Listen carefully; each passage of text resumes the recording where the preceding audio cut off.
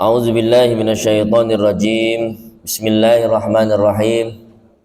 Assalamualaikum warahmatullahi wabarakatuh. Alhamdulillahi wa kafa. Wassalatu wassalamu ala Rasulillahil Mustafa wa ala alihi wa ashabihi wa man wafa, amma ba'd.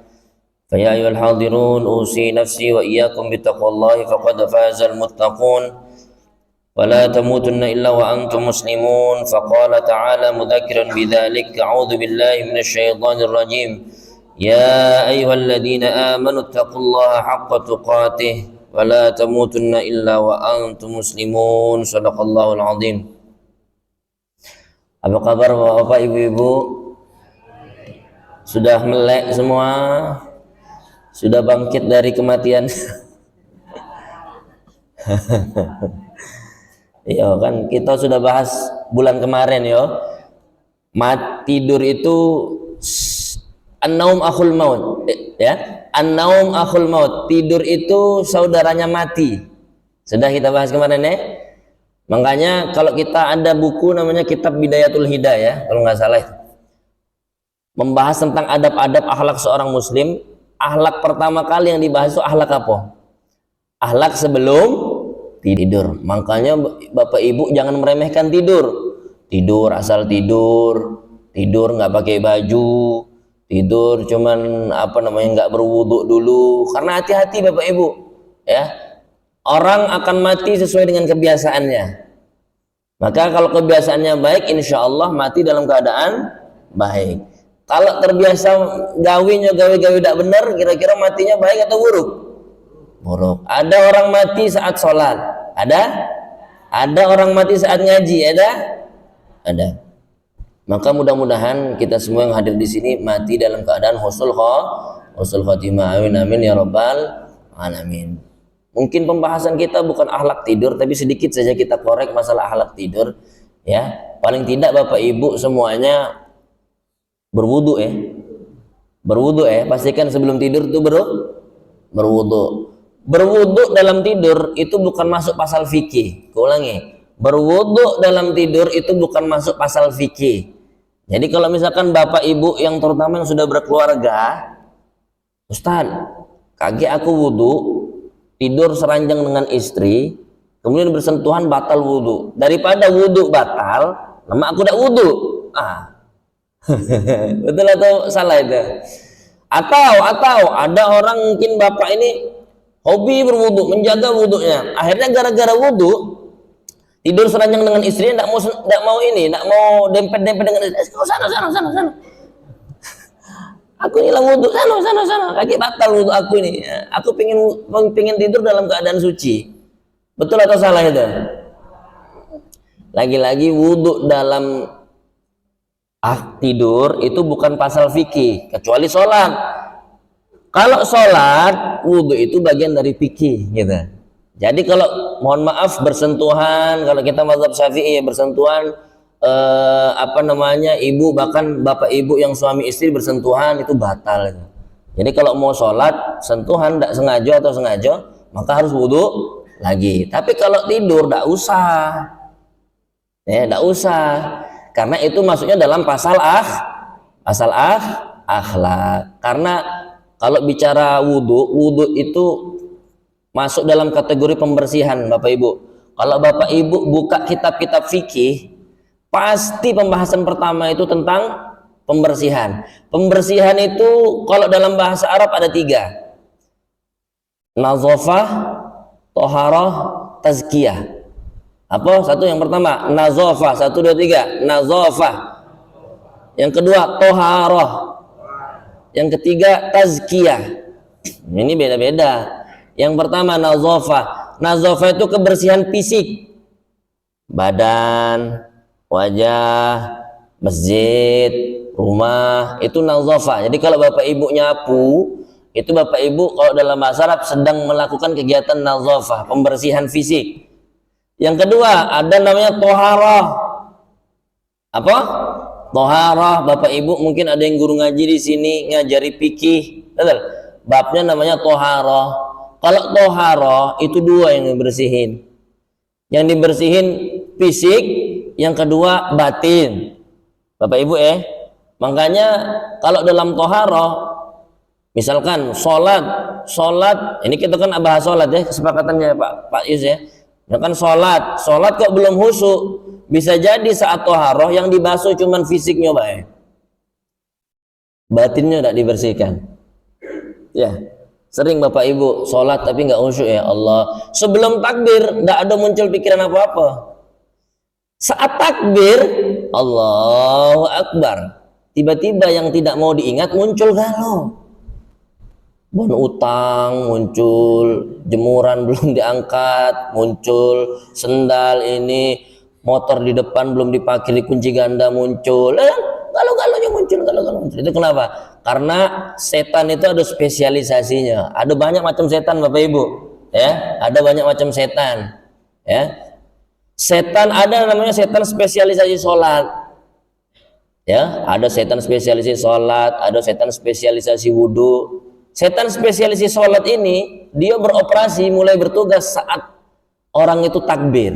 Jadi sebelum takbir dia belum bertugas. Iya. Jadi dia tuh standby, mungkin di balik tiang ini standby. Oh, Pak Yusrizal belum takbir, kaget dulu. Tapi jangan pula Pak Yus main-main. Allah, kamu nak ganggu enggak kayak gitu, enggak boleh. Iya, jadi mulai beroperasi saat takbir. Maka Bapak Ibu dirahmati Allah, saat berwudu itu masuknya juga namanya wudu itu masuknya pasal toharoh Toharoh itu yang dibersihkan fisik dan batin. Makanya saat berwudu, terutama sebelum tidur, diniatkan bukan untuk pembersihan fisik, tapi yang diniatkan pembersihan batin. Jadi saat berwudu minta digugurkan dosa-dosa, di wajah ada dosa, di tangan ada dosa, di pala ada dosa, di kaki ada dosa, betul lah. Minta digugurkan semua. Kalau kita berangkat tidur, berangkat mati lah sudah, bukan berangkat tidur, berangkat mati, nak mati dewe.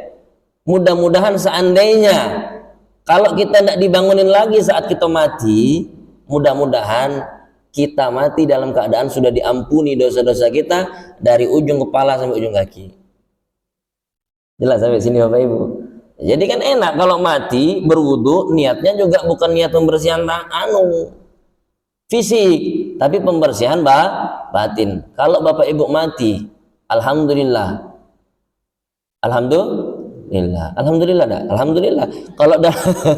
Kalau dalam kondisi sudah diampuni dosa-dosanya dari ujung kepala sampai ujung kaki. Kita ini nak mati galau Bapak Ibu, tinggal nunggu waktu.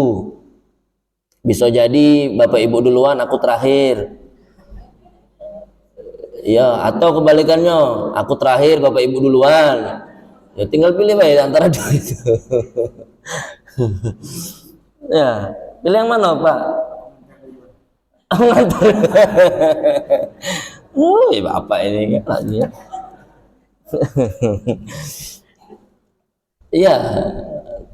apa bahas ke sana padahal pembahasan bukan itu. Baik Bapak Ibu dirahmati Allah Subhanahu wa taala, alhamdulillah pagi hari ini kita tetap diistiqomahkan. Masya Allah, bangga saya dengan Masjid Izzatul Islam. Jamaahnya rame, Bapak Ibunya rajin berangkat ke masjid, melok kajian. Mudah-mudahan kegiatan pada pagi hari ini diberkahi oleh Allah Subhanahu wa taala. Tapi sebelum kita masuk ke dalam kajian ini, pemanasan baik dulu Bapak Ibu. Aku khawatir belum bangkit dari intunya. Agak diisi kajian, kita mulai kajian tapi masih cak zombie. Aduh, enggak masuk ilmunya. Kita pemanasan dulu. Tapi sebelum kita mulai kajian Bapak Ibu yang dirahmati Allah, sedikit kita kirim doa dulu Kita kirim suratul Fatihah terkhusus untuk saudara-saudara kita di Palestina Bapak Ibu. Bapak Ibu kalau urusan Palestina jangan cuek, jangan cuek.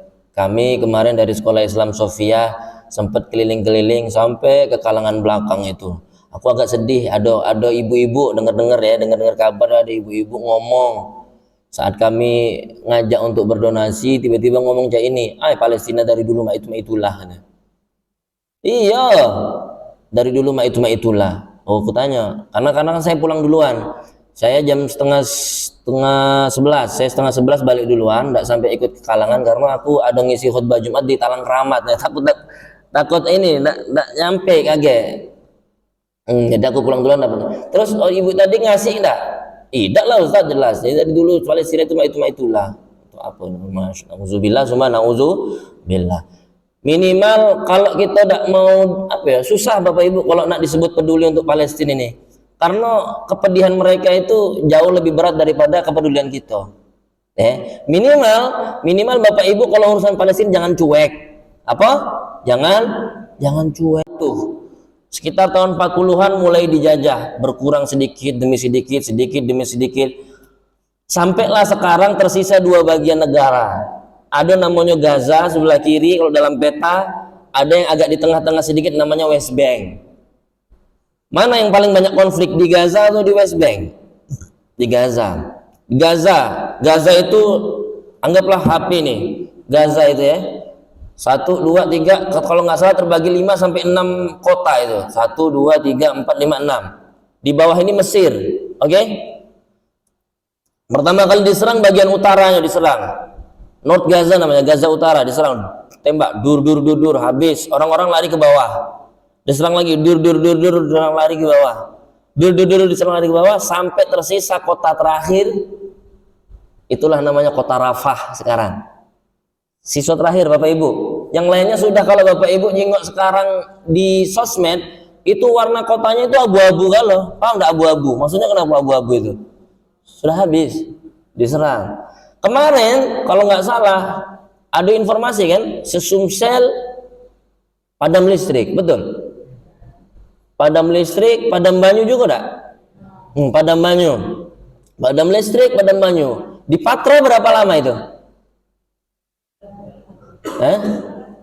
Berapa Pak? Dari 11 siang sampai 9 malam. Oh, lemak enggak Bu, Pak? Enggak lemak katanya, enggak lemak. Oh, aku juga di sosmed berutuk-rutuk uang itu. Oh, mak mana PLN ini? Mak mana PDAM? Ya Allah. Pak Bu, uang PLN PDAM itu gak tidur, mereka itu gawe. Mak mana uang PLN ini, kami lah bayar, betul senian gawenya. Mati lampu, mati ngomong PDAM. Ada kawan kita Ustaz Afisal, Pak Putra ya gawe di PDAM. Dia buat status saya, oh kamu ini rutuk-rutuk galau kamu ini. Kami lagi gawe, bukan lagi rebahan kami ini. Jadi kayak gitu. Dari jam 8 sampai jam berapa? Dari jam 11 ya? Dari jam 11 siang sampai jam 8 atau jam 9 malam, itu belum ada 12 jam. Kita sudah tersiksa. Mak mano. Saudara-saudara di Gaza yang sudah bentrok dari bulan Oktober 2023 sampai bulan sekarang nih, belum selesai. Ini bulan Juni 2024. Hidup, pasokan air, pasokan listrik semua dikontrol oleh Israel. Mata uang Israel. Nah, cak mana? Sudah dikontrol mereka, dibom, dihancurkan. Bantuan bisa masuk, tapi diatur. Ya, kalau lagi baik, sebenarnya nggak baca disebut baik juga sih ngomong itu kan. Kalau lagi muncul sedikit sehat lah mungkin ya. Diizinkan truk-truk bantuan itu masuk, tapi kalau enggak ya enggak gitu. Dari selatan, utara diblokade semuanya, di Mesir diblokade, diatur Israel, dari pucuk diblokade oleh Israel. Cak mana? Enggak ada bantuan, enggak ada makan, enggak ada minum, dibom, dibilang, oh kamu di utara kaget, kami ada perang dengan Hamas katanya. Aturan perang itu kan enggak boleh nyerang warga sipil. Aturan perang itu kan enggak boleh nyerang rumah sakit. Aturan perang itu enggak boleh nyerang tempat-tempat ibadah, betul enggak? Boleh perang, tapi ya itu aturannya. Jadi orang-orang Israel ini ngomong, kami nak perang dengan Hamas di sini. Kamu yang ada di sini pergilah ke bawah, ya kan? Kalau kamu pengen aman, pergilah ke bawah. Oke, mereka lari pergi ke bawah, Bapak Ibu, lari pergi ke bawah. Lari pergi ke bawah. Saat lari pergi ke bawah itu, dalam perjalanan mereka itu diroket, Bapak Ibu. Dar. Ngerti enggak? Jadi mereka itu tidak wajib bersembunyi. Mereka itu saat berlari dibom-bomi. Bahkan ada mereka itu punya roket canggih, yang roket itu ketika diturunkan itu tidak meledak. Kenapa tidak meledak? Karena roket itu di dalamnya itu ada semacam pisau raksasa yang tingginya jauh melebihi tinggi manusia normal. Saat dia jatuh roket itu pisau itu nyebar. Ya, satu roket kisaran ada 10 sampai 12 pisau, Bapak Ibu, yang tingginya melebihi manusia biasa. Dia terbang, muter, itu bunuh manusia yang ada di sekitarnya.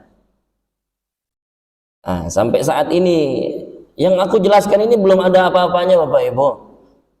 Makanya minimal kita jangan cuek ya. Yang pertama apa yang bisa kita lakukan, kirim doa, Bapak Ibu. Kirim doa. Tanah Palestina itu tanah yang diberkahi Allah, tanah yang dijaga oleh Allah. Selama puluhan tahun diserang, negaranya kecil, tidak ada backingannya, tidak punya senjata hebat. Tapi ngapa sampai hari ini Israel belum berhasil? Tanda tanya enggak, Bapak Ibu? Kira-kira kalau tidak dijaga oleh Allah bisa nggak itu? Nggak bisa. Makanya kita ada di sisi mana? Apa yang cuek? Apa yang malah memaki kayak ibu-ibu kemarin? Oh, asli itu. Kalau aku ada di sana kemarin mungkin jahat mulutnya itu, jahat. Bantu tidak ngomongin. Yang kedua, Bapak Ibu bisa memboikot. Saran saya, Bapak Ibu punya HP Galo ya, punya HP Galo, download aplikasi namanya No Thanks. Apa bahasa Inggris ini Bapak Ibu? No Thanks. Aplikasi No Thanks itu mudah, tinggal keluar nomornya itu di barcode. Kalau muncul lambang merah jangan dibeli. Kalau muncul lambang abu-abu, itu masih belum masuk data, artinya tidak apa-apa, silakan dibeli, tapi tetap harus hati-hati. Kalau hijau, barang itu silakan dibeli. Itu ya Bapak Ibu ya. Pengaruh ada Ustaz, pengaruh niat. Bahkan ada beberapa restoran raksasa, katakan Cak Starbucks, Cak apa lagi itu yang terafiliasi. Mereka itu pengen ganti nama, Bapak Ibu. Kenapa? Karena omsetnya sudah turun. Maka dari itu Bapak Ibu yang dirahmati Allah, kita mengirim suratul Fatihah untuk saudara-saudara kita di Palestina. Ya, mudah-mudahan Allah kesabaran dan mudah-mudahan Allah segera memberikan mereka kebaikan-kebaikan, kemerdekaan, sehingga mereka bisa hidup bahagia seperti yang kita alami saat ini. Ya, kita berdoa kepada Allah Subhanahu wa taala untuk kedua orang tua kita, baik yang masih hidup atau yang telah wafat, untuk guru-guru kita yang telah mengajari kita banyak ilmu sehingga kita bisa berdiri tegak sampai dengan hari ini. Mudah-mudahan mereka semua dalam lindungan Allah Subhanahu wa taala. Ala hadhihi wa ala kulli niyatin shalihah. Al-Fatihah. A'udzubillahi minasyaitonir rajim. Bismillahirrahmanirrahim. Alhamdulillahirabbil alamin arrahmanir rahim maliki yaumiddin. Iyyaka na'budu wa iyyaka nasta'in. Ihdinas siratal mustaqim, siratal ladzina an'amta 'alaihim ghairil maghdubi 'alaihim waladdallin. Amin. Sudah panas belum Bapak Ibu? Minum dulu ya. Oke, Bapak Ibu yang dirahmati Allah Subhanahu wa taala, insyaallah menurut penyampaian pesan dari Pak Yusrizal, insyaallah kita setiap pekan kedua setiap bulannya akan membahas kajian. Oke? Ada ustadz-ustadz yang di luar pekan ini ngisi kajian. Tapi kalau saya insyaallah kesepakatan kemarin insyaallah akan ngisi kajian tentang sholat. Bapak Ibu yang ibu-ibu, terutama ibu-ibu yang muslimah Sofia, memang kita sudah bahas juga di masjid setiap hari Rabu sebulan sekali, ya. Tapi nggak apa-apa hadir karena mungkin ada beberapa penyampaian yang belum saya sampaikan karena lupa atau karena waktu. Insya Allah mudah-mudahan waktu cukup, umur panjang, kita akan tuntaskan pembahasan tentang sholat. Tapi hari ini saya belum bahas tentang sholat. Ya, hari ini saya masih belum mau membahas tentang sholat. Kenapa? Karena dalam kitab Ta'lim Muta'alim, itu membahas tentang akhlak-akhlak dalam belajar. Disampaikan oleh penulis kitab Ta'lim Muta'alim, banyak orang yang belajar tetapi tidak sampai kepada tujuan belajar. Kenapa kira-kira Bapak Ibu? Alasannya satu, karena mereka tidak tahu cara belajar. Oke, banyak uang mengelok majelis, banyak. Hadir ke majelis banyak, hadir ke majelis ilmu banyak, belajar dengan guru banyak, murid-murid belajar di sekolah banyak, ibu-ibu ikut majelis taklim banyak. Tapi dari yang sekian banyak itu, melok kajian, melok majelis taklim, mana yang berefek dalam hatinya? Jelas? Jadi jangan sampai Bapak Ibu bangun subuh, bangun subuh itu berat Bapak Ibu. Berat tak? Berat. Belum lagi kalau subuh-subuh itu ada hujan rintik-rintik kecil-kecil. Aduh, syah dunia nih, lemak nih. Nah, karena menurut teman saya pernah posting apa gitu kegiatan subuh. Ngapain sih kamu itu, kawan sekolah. Tidur paling enak itu Lip katanya, tidur habis subuh. Tidur saat subuh katanya, itu tidur paling enak. Makanya Bapak Ibu ini saat uang tidur banyak kan yang tidur. Berapa sih warga di sini nih? Ratusan enggak? 300 ada Pak Yus. Nah, kenapa yang hadir itu ini coba? Kan berat, itu gawe-gawe berat, tidak semua orang suka.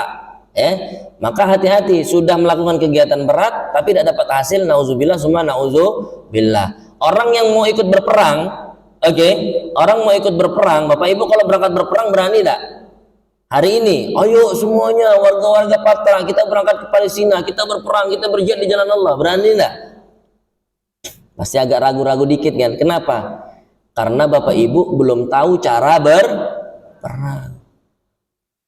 Perang, ada tembak macam-macam, ada pistol. Kalau ada Pak Ici lebih mantap ini. Dia mungkin tahu kan, ada pistol, ada tembak yang agak panjang, ada sniper untuk tembak jarak jauh. Untuk nembak musuh jarak jauh pakai pistol kira-kira sampai enggak? Tembak yang segini nih, kecil itu, yang biasa ada di kantongnya Pak Ici mungkin itu. Untuk nembak jarak jauh, musuh yang jaraknya 1 kilo, nyampe enggak? Nggak sampai. Kenapa? Karena bukan tempatnya, karena bukan alatnya. Jelas Bapak Ibu. Bapak Ibu juga kalau mau belajar, yakin mau belajar, niatnya sudah mantap, caranya juga harus benar. Nah, maka saya akan rangkum, bukunya agak sedikit tebal tapi saya akan rangkum dengan 4 poin cara belajar Bapak Ibu ya, sehingga Bapak Ibu tidak salah. Cara yang pertama niat. Yang pertama niat. Innamal a'malu binniyat wa innamal likulli imri'in ma nawa. Hadisnya itu, hadis nomor 1 dalam kitab hadis nomor 1 di dunia, namanya kitab hadis Bukhari. Hadis riwayat Bukhari nomor 1. Nomor 1 membahas tentang niat. Apa bunyinya? Qala Rasulullah SAW, innamal a'malu binniyat. Segala sesuatu bergantung pada niat. Segala sesuatu bergantung pada niat. Ini sesuatu, ini niat. Segala sesuatu bergantung pada niat. Contoh, sholat itu bagus. Berjamaah bagus. Tapi kalau sholat berjamaah dengan niat agar tetangganya menganggap dia orang soleh, kira-kira dia sholat berjamaah dapat pahala atau malah dapat dosa? Aku ulang ya. Dia berangkat sholat berjamaah gara-gara niatnya agar biar tetangga aku tahu aku ini orang soleh, aku ini orang baik. Dia niatnya itu. Kira-kira dia berangkat sholat berjamaah subuh, balik-balik dapat pahala atau malah dapat dosa? Dosa apa? Hati-hati Bapak Ibu, jangan salah niat. Jangan bangga-bangga, Ustadz aku ini rajin sholat Ustadz, ke masjid 5 waktu Ustadz, tidak pernah bolong, subuh apa lagi, imam belum datang aku sudah datang. Aku ngidupin kipas angin, aku ngidupin AC, semua aku hidupkan ngaji ya, biar orang-orang berangkat ke masjid, biar orang-orang tahu waktu dekat subuh. Tapi niatnya mohon maaf tidak benar. Maka perhatikan Bapak Ibu, sedotan ini sholat, tangan niat. Sholat bergantung pada niat. Kanan itu baik, kiri itu buruk.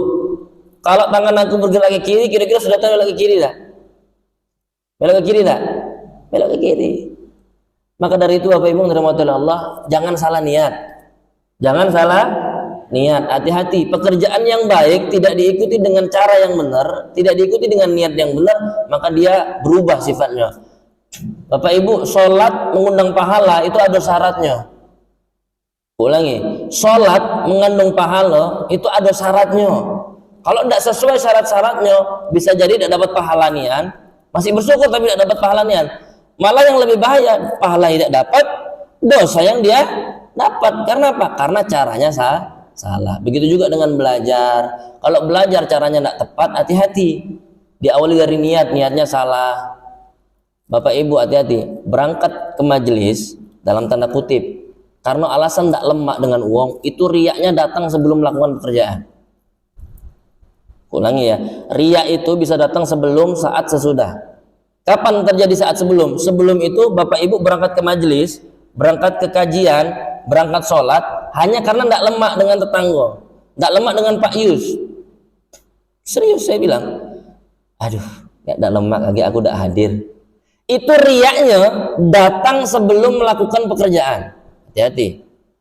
Bisa enggak Ustadz datang saat pekerjaan? Bisa. Kapan contohnya? Contoh, Bapak Ibu lagi sholat di rumah. Wah, sempat sholat ke masjid, sholat di rumah. Tiba-tiba dia ngetok pintu.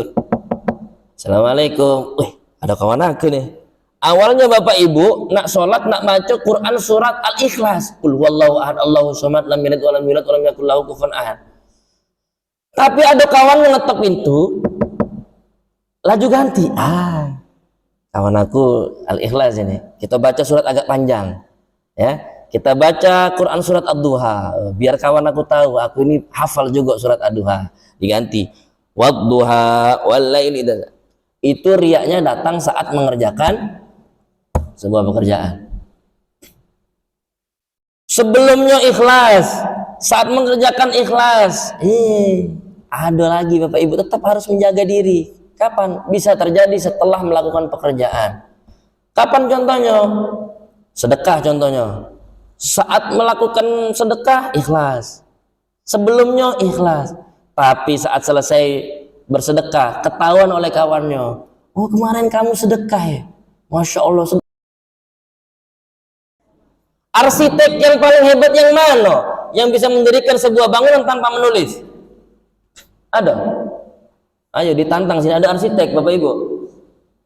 Dirikanlah sebuah bangunan tanpa nulis. Tanpa nulis, langsung berdiri bangunan, bisa? Enggak bisa. Artinya apa? Cita-cita, keinginan sebesar apapun, mulailah dengan nulis. Ayo apa lagi? Ayo apa lagi? Masih malas nulis Bapak Ibu? Mau nulis. Saya beli tab bukan untuk nonton drakor Bapak Ibu. Kalau ibu-ibu mungkin beli tab, oh Bang, beli tab Bang. Ngapa beli tab? Nak nonton drakor. Aku bukan untuk nonton drakor Bapak Ibu. Ini untuk apa? Untuk menulis, Pak. Ayo, nah ini yang digital. Ini yang manual. Bawa dua buku tulis. Kenapa? Kalau saya tidak menulis, Saro nak ngisi kajian. Muncul masalah, ya kan? Kenapa? Karena materi-materinya hilang. Jelas ya Bapak Ibu ya? Jadi biasakan untuk menulis. Waktu sudah nak habis caknya Pak Yus. Sudah mulai agak ini kan, loyo-loyo itu kan, sudah tidak apa-apa. Memang ibu-ibu mayoritas umur berapa ibu-ibu? 17.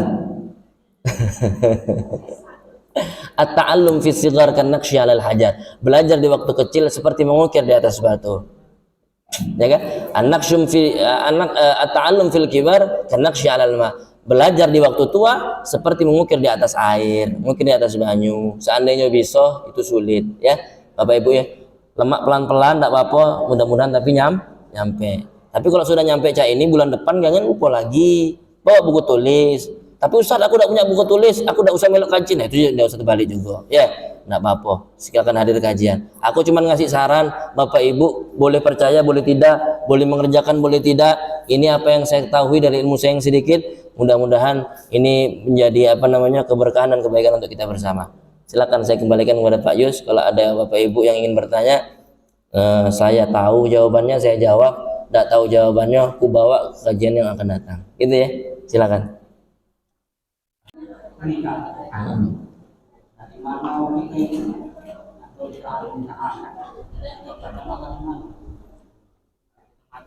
Ya.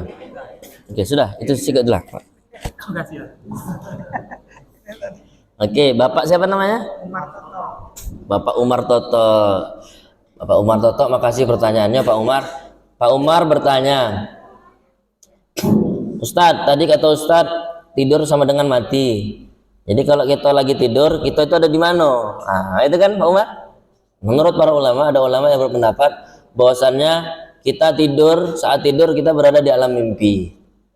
Ya, berada di alam mimpi. Jadi kalau kita mimpi, kadang-kadang kita lari-lari dikejar singa, atau kadang-kadang diajak lari oleh debt collector dan lain-lain. Nah itu kita itu ruh ya, ruh kita berada di sana. Tapi sebenarnya jasad kita masih di atas kasur tuh lah. Gitu ya. Ada ulama yang berpendapat demikian. Ya. Tapi sebenarnya tidur itu bukan benar-benar mati, Pak. Ya, sebenarnya bukan 100% mati. Hanya disebutkan dalam hadis an-naum akhul maut. Tidur itu saudaranya mati. Artinya apa? Mirip baik. Mirip dengan kematian. Tapi di sana kita tuh lagi istirahat ya gitu loh. Nggak sadar kan? Kalau ada gempa atau tiba-tiba, mohon maaf, ada orang nggak senang dengan kita masuk ke rumah, tiba-tiba kita lagi tidur, kita dibunuh, kita bisa pacak melawan nggak? Tahu aja. Memang kita dalam keadaan tidak berdaya. Makanya potensi kematian, ya itu loh maksudnya itu. Potensi kematian itu tinggi saat kita sedang tidur. Makanya sebelum tidur doanya apa? Bismika Allahumma ahya wa amut, gitu ya. Mati, amut itu artinya mati. Bangun tidur, alhamdulillahilladzi ahyana ba'dama amatana. Ya Allah, terima kasih Engkau telah bangkitkan kami, hidupkan kami dari kematian kami. Jelas ya, Bapak Ibu ya? Kurang lebih gambarannya seperti itu, Pak. Ya, secara ini kita belum ada di akhirat. Orang yang meninggal pun ada di antara kita, tetangga yang meninggal pun sekarang belum ada di alam akhirat. Ada namanya di alam barzah. Alam barzah itu alam transit ya. Alam transit antara dunia dengan akhirat. Seperti itu kurang lebih gambarannya. Ya kaget mati lagi, habis itu dibangkitkan semua, barulah itu namanya kita benar-benar dibangkitkan setelah mati. Seperti itu Pak, kurang lebih. Ada lafaz hamdalah, alhamdulillahirabbil alamin, kafaratul majlis, subhanakallahumma wa bihamdika, asyhadu an la ilaha illa anta, astaghfiruka wa atubu ilaik. Astaghfirukum, hadanallahu wa iyyakum ajma'in. Assalamualaikum warahmatullahi wabarakatuh.